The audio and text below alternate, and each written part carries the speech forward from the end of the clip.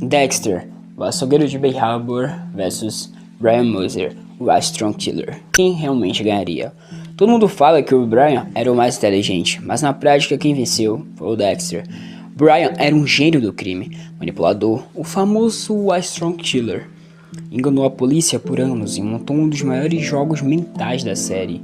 Mas a inteligência nem sempre ganha uma luta. Brian meio que subestimou o próprio irmão.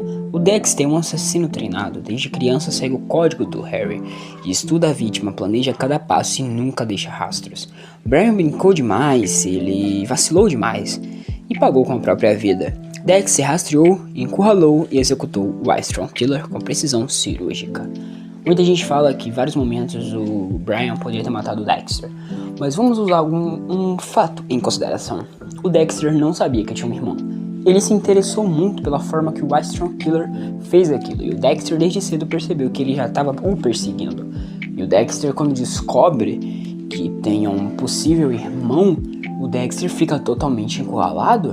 Ele não tem muita oportunidade. Então naquela cena em que o Brian derruba o Dexter com uma ajoelhada, muito porque ele estava numa situação em que ele ficou confuso. Ele acabou de descobrir que tinha um irmão que tinha a mesma vida que ele, que era igual a ele, e esse irmão tinha acabado de sequestrar a sua irmã, que cresceu junto com ele, mas não era irmã de verdade.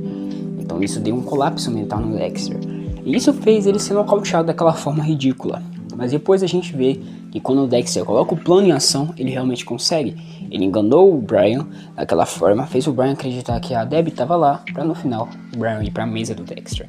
Então, sem erro, sem nada, no confronto real, Dexter vence. E é assim que funciona o Dexter. Ele analisa e executa. As vezes que o Dexter falhou, foi por mente, por sentimento que ele sentiu. Porque o Dexter não é um psicopata completo. Ele tá mais para um sociopata. Ele consegue sentir sentimentos. Então, quando ele vê o irmão, ele sente o calor de ter um irmão, de ter alguém como ele, que entenderia ele.